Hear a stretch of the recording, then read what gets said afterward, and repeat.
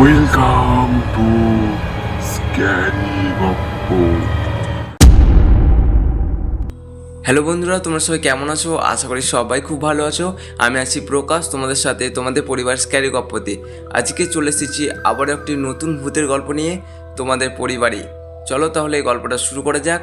আর যারা এখনও চ্যানেলটিকে সাবস্ক্রাইব করোনি তারা তাড়াতাড়ি চ্যানেলটিকে সাবস্ক্রাইব করে সঙ্গে থাকো। আজকের গল্পের নাম প্ল্যানচেট। আবির, আকাশ, রাজ, সোহম, বিরাট এরা 5 বন্ধু।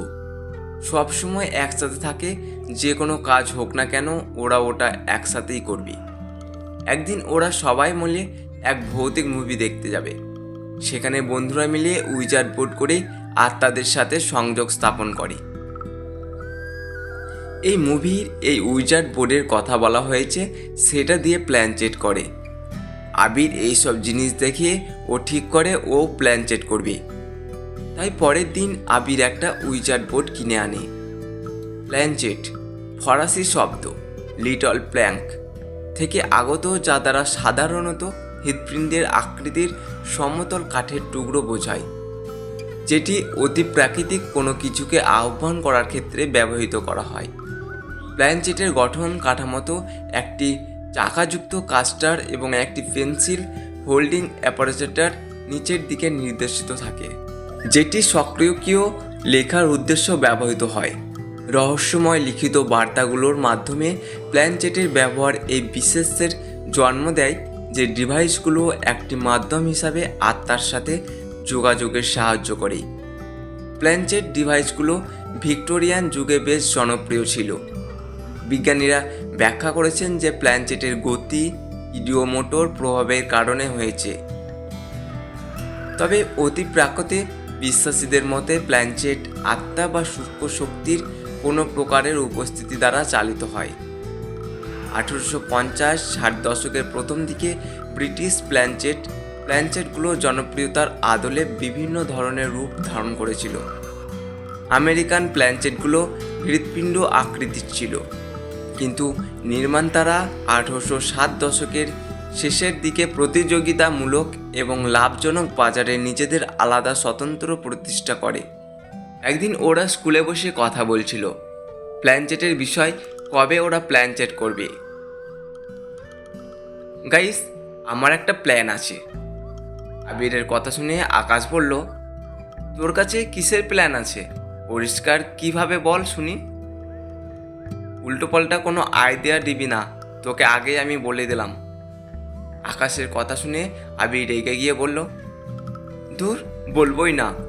সব সময় তুই আমার সাথে এরকম করিস। আমি কোনো কথাই বলবো না। আবিরের কথা শুনে রাজ বলল, আরে দোস্ত আবির, তুই তো জানিস আকাশ সবসময় এইভাবে ইয়ার্কি করে আমাদের সাথে। তুই ওর কথায় সিরিয়াস ভাব নিস না।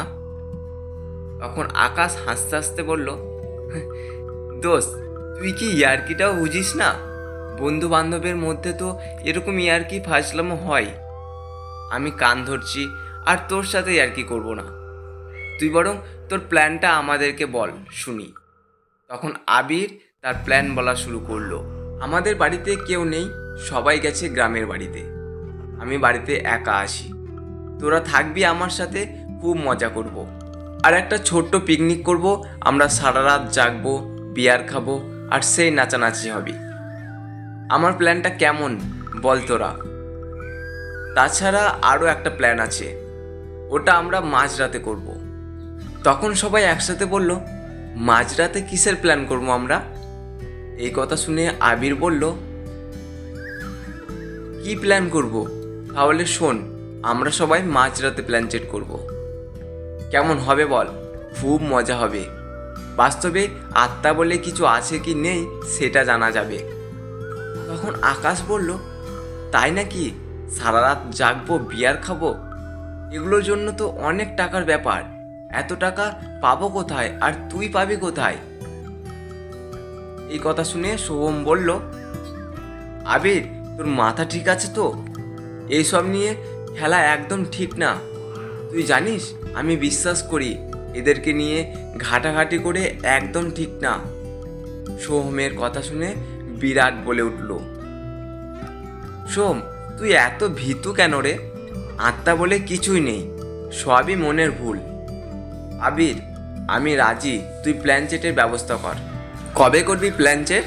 আমার ফুল সাপোর্ট আছে তোর এই বিষয়ের উপর। বিরাট যদি থাকে থাকবে, না থাকলে থাকবে না, ওকে আমরা কেউই জোর করব না। ও যদি আমাদের বন্ধু হয়ে থাকে তাহলে ও আমাদের সাথে থাকবে। বিরাট এই কথা শুনে বলল, হ্যাঁ, আমি ভূত প্রেতে খুব ভয় পাই, তা বলে বন্ধুদের ত্যাগ করব এতটা আমি কাপুরুষ নই। এই কথা শুনে আবির বলল, আমি বলেছিলাম না আমার বন্ধুরা আমার পাশে থাকবে। মিলল তো আমার কথা? শোন বিরাট, তাহলে আগামী রবিবারে আমাদের বাড়িতে তোরা সবাই আসবি। তখনই সোহম বলে উঠল, ঠিক আছে, আমরা সবাই রবিবারে তোর বাড়িতে পৌঁছে যাব। সোহমের কথা শুনে রাজ বলল, শোন সোম, আমাদের কত কিছু একটা দিতে হয় এই পিকনিকে। সোম, তুই চাকনা আর জল দিবি, আর আমি যাবতীয় খাবারের জিনিস নিয়ে যাব। মুর্দা কথা, সবাইকে কিছু না কিছু নিয়ে যেতে হবে। তারপর থেকে ওরা নিজেদের মতন জোগান করে শুরু করা দেই। একদিন স্কুলে টিফিনের সময় ওরা মাঠে বসেছিল, তখনই ওদের গার্লফ্রেন্ডরা সেখানে উপস্থিত হয় আর বলতে থাকে, তোমরা বলে পিকনিক করবে আবিরদের বাড়িতে, এই কথাটা কি সত্যি? তোমরা পিকনিক করবে?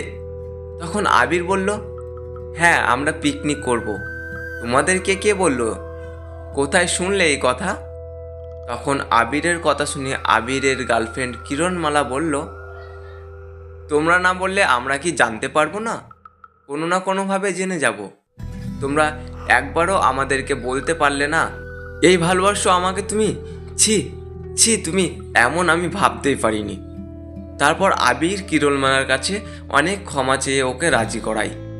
এই শর্তে রাজি হয় কিরণমালা ওকেও পিকনিকে সামিল করতে হবে। তারপর এই ঠিক হয় সবার গার্লফ্রেন্ডকে নিয়ে পিকনিক করবে। যথারীতি রবিবারে ওরা সবাই আবিরের বাড়িতে পৌঁছয়। তারপর সবাই মিলে রান্না বান্না করে খাওয়া দাওয়া করে। বিয়ার খেয়ে সিগারেট খেয়ে খুব নাচানাচি করলো সবাই মিলে। মেয়েরা বিয়ের খেয়ে ওদের অবস্থা একদম খারাপ, এমনকি কিছুটা ঘনিষ্ঠ হয়েছিল একে অপরের প্রতি। তারপর যখন নেশা কাটলো, মেয়েরা তো রেগে আগুন। ওরা রেগে গিয়ে বলল, তোমরা এটা কি করলে বিয়ার? আগেই এসব হয়ে গেল। খুব একটা রাগারাগি করলো না, কারণ খুব একটা কিছু করে ওরা। তারপর মাঝরাতে ওরা সবাই প্ল্যানচেটে বসে। রাত 12টার পর ওরা সবাই গোল হয়ে বসে আড্ডা দেয় এবং আত্মাদের ডাকতে থাকে। কিভাবে অনেকক্ষণ ডাকার পরেও কোনোভাবে নো রিপ্লাই পাচ্ছিল তারা। তখন আকাশ বিরক্ত হয়ে যেই না উঠেছে, তখনই উইজার বোর্ড কাঁপাকাঁপি শুরু করে দেয়।